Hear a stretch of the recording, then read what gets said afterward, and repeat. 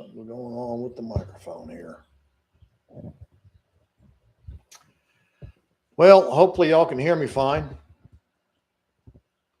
Good evening, and thanks for joining me tonight for my daily update on my 40-day fast. Today is my 5th day. And before I get into the update on my status and what I've learned, I want to talk first about another scripture that mentions fasting.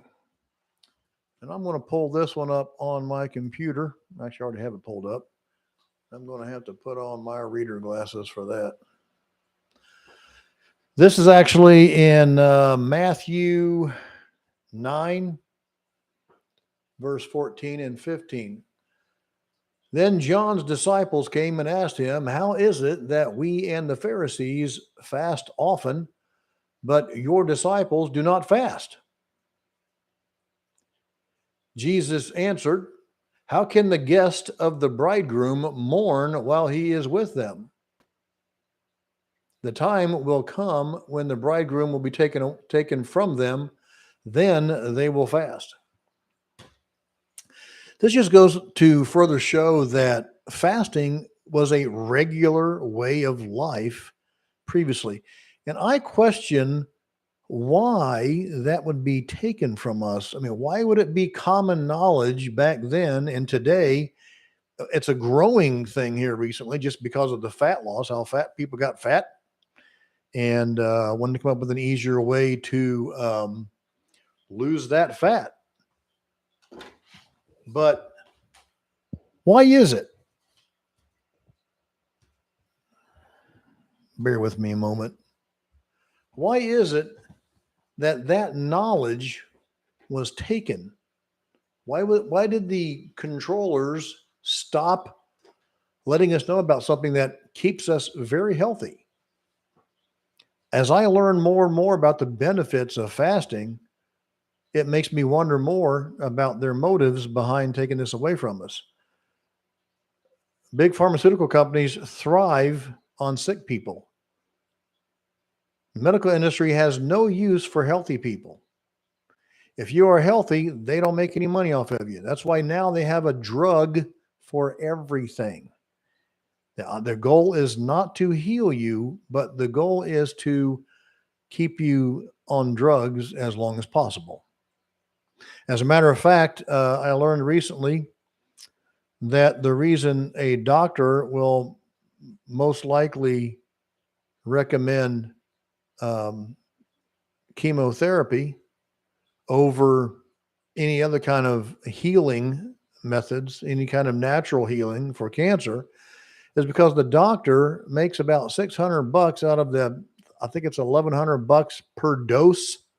He gets more than 50% per dose of chemotherapy. Why would that doctor want you better, want you healed, not just treated, but healed? Chemotherapy just poisons your body.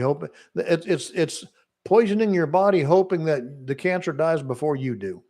And it doesn't always work. So one of the best ways that we can cleanse our body, I've seen so many things now recently about how fasting has gotten rid of a tumor, cancer, numerous other things, diabetes. People have gotten over that by fasting, by doing long fasts like the one I'm doing. I mean, one guy I heard about, I mentioned this in the previous video, I heard about it in another video, was scheduled to have heart surgery. After a 28-day fast, he didn't need it anymore. They checked him out. All of his carotid arteries were cleared. So to get to my update, I am a little less hungry today, but I also notice when I drink water, I get hungrier after drinking the water. And if I go a little while without drinking water, that tends to subside again. And I watched one interview today, and I have those linked in the description. As a matter of fact, an interview with a guy named Ron, who did a 54-day water fast. And it was based on that. I learned that the fourth and fifth days are the worst. And I can probably attest to that, even though I feel a little less hungry today. I'm telling you what, I still chopped up some leftover pork to put on the dog's food and didn't even taste it. So I'm sticking with it for as long as I possibly can, but it wouldn't take a whole lot of persuasion right now to have me scarf something down. But I'm going to resist. I keep expecting it to the hunger to pass, because I've been told that eventually you won't be hungry for a while and you'd fast until you get hungry again. So we'll see when that happens. Now, Ron said that on his seventh day, he actually passed out for a few seconds. And the doctor that was explaining what happened said that, and that's linked in the description. There's three parts to that video series that's linked in the description below, and I recommend that everybody go read that or go watch those videos, because it explains very clearly what's going on with the body at different stages. But Ron figured out that his electrolytes were the problem, so he added some salt into his fast. So he was just having water and salt. And the explanation was that the blood pressure dropped from the lack of electrolytes, because the liver starts trying to recycle electrolytes, and you got to have a fresh supply of electrolytes. Now, I checked my blood pressure this morning, and it was 125/84, which is a little bit higher than my usual. The first time I checked it, it was about 4 points higher on each of those. So I sat there relaxed, and checked it 2 more times. What is quite a bit higher for me is my pulse. My pulse usually runs in a relaxed state about 78 beats per minute. And the first time I checked it this morning, it was 98 beats per minute. So it was 20 beats per minute faster, relaxed. And I checked it a few times, and on the third time, it was still 95 beats per minute. That's high for me. So for some reason, my pulse is a little high, and I'm going to watch that. I'm going to check it daily. As a matter of fact, I have one of these. It's a blood pressure cuff that was given to me at the VA hospital a few years back, when they checked my pulse or my blood pressure and said it was a little high. It's one of these digital ones that you can pick these up. I think you can get them on numerous websites. This is what it looks like. Let's see if I can get it out of the glare. Wrap it around your arm, hit the button, it'll pump up, take your blood pressure, send you on your way.